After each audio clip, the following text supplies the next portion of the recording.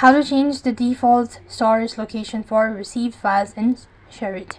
Hi everyone, in order to change the default storage location for received file in Shareit, you have to make sure to watch this video till the end and follow the instruction as guided.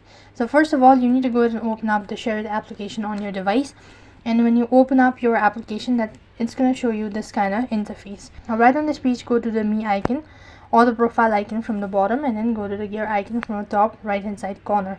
When you press on it, you can go to the transfer button located right on top, and here you can see this option as storage location.